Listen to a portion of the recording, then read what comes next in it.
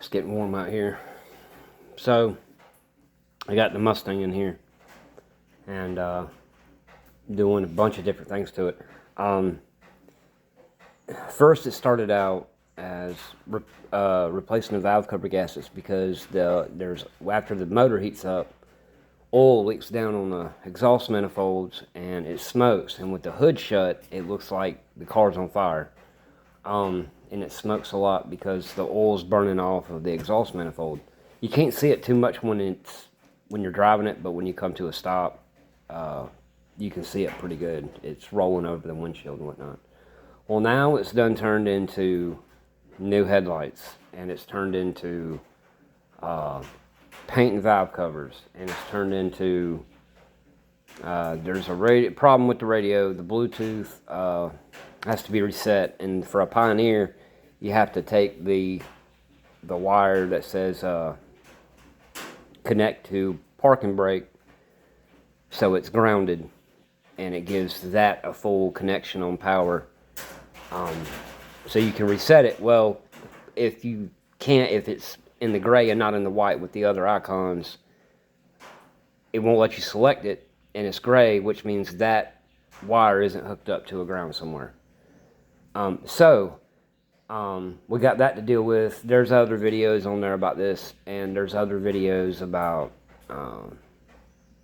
some of the stuff I'm doing, but I'm just going to do a quick through some of the things that I thought might help somebody. So, 6 Ford Mustang, I know there's dirt and mud all over the tires, but with the 2006 Mustang, this is the 4.0 engine, which is the V6. I know a lot of people, why did they make a Mustang that's got a V6? Well, I'll be honest with you. At 4.0, the GT had the 4.6, and it's only 90 more horsepower than what this is. So, or it's like 93 if you want to be technical. I'm not replacing the motor, transmission, computer, motor mounts, all that other shit for 90 horsepower. I'm not going to do it. If I want more horsepower, I can get a turbo kit. Turbo kit's like $1,000. To 4.6 swap this or 5.0 swap this is $4 or $5 grand. So it's it doesn't really make sense to do that when you can get a turbo kit and you can blow a 4.6 GT out of the water for $1,000, other than having it tuned. So this was a question for me, and it may not be a question for you, but if you look at the timing chain on the front, because it has a timing chain on the front, timing chain on the back.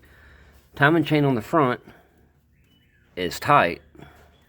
You can't move it. It's pretty tight. All right, that's good.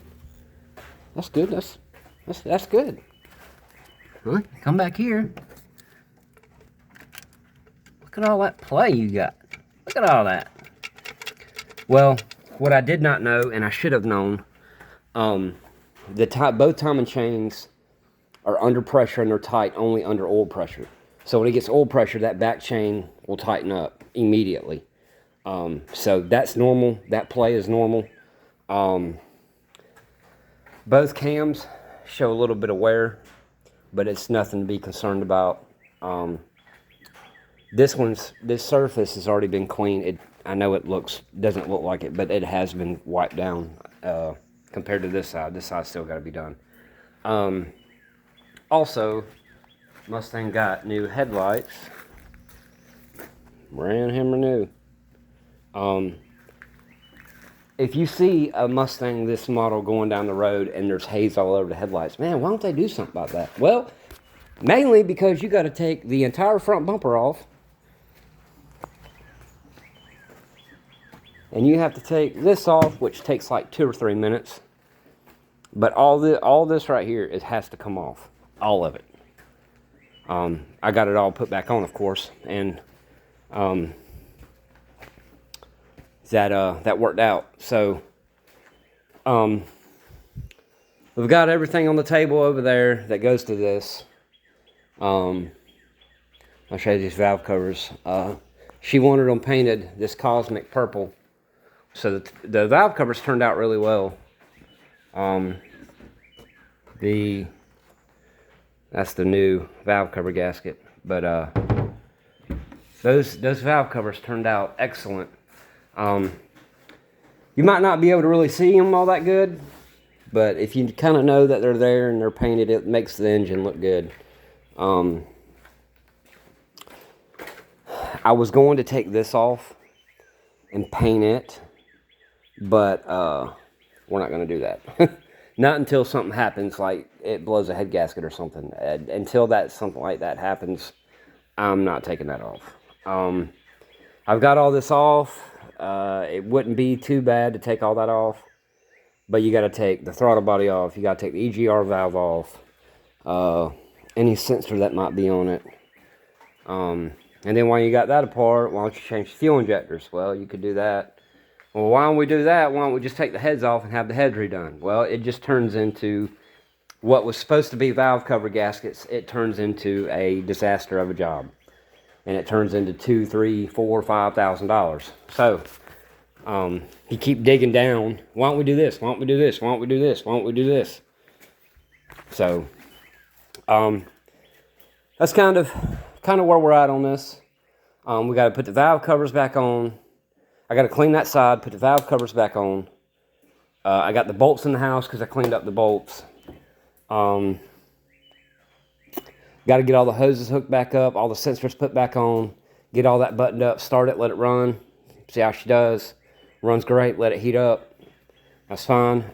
Need more antifreeze because the heater hoses got took off, lost a lot of antifreeze.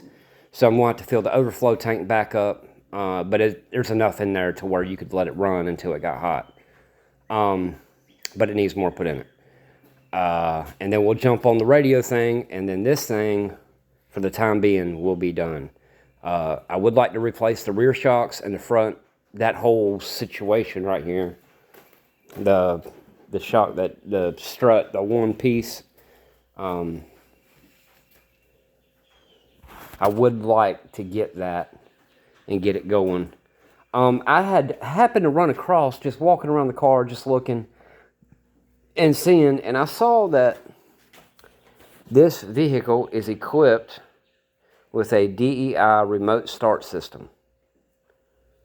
So this thing's got a remote start on it. I'm trying to think, and I want to say, I don't have a remote button for this. There might be one in the house. I can't remember that guy giving us one, but who we got this car from, he took really good care of it. He put some work into the motor. Couldn't have been too long ago. I just recently painted and put these rims on, but he took actually pretty decent care of this car. There's not really any rips in the seat. My daughter's been in here, you can tell. Yeah, the seats are in pretty good shape. That over there, that kind of needs to be covered up because there's some fabric that goes over that. But the car's in actually some pretty decent shape. It needs to be cleaned up, but other than that, the car's in some really good shape. So, we'll have to take it for a test drive tonight after I get everything squared away with it. But man, this has went fairly well so far. I had both valve covers off within 2 or 3 hours. There's not a whole lot you have to take off, but the timing chain thing confused me because why is one tight, one loose? But I didn't think about the oil pressure thing, and I've heard that before about these motors, the 4.0s. The timing chain only gets tight, and I'm sure there's other engines that do this, but the 4.0, the timing chain in the rear only gets tight when there's oil pressure. I was not aware of that, or I forgot about it, but I want to say someone had told me that. The paint job on this car looks, for the most part, looks pretty good. She wants to replace these. I got to order more of these. I would like to get one for the rear back window, but that's where we're at. So I just want to tell you guys about the timing chain, show you the headlights. Once you get the front bumper off, the headlights is pretty explanatory. They're already wired up, bulbs in them, all that. Everything's good to go. So I just wanted to, mention that. So you guys keep wrenching, trucking, keep it in between the ditches.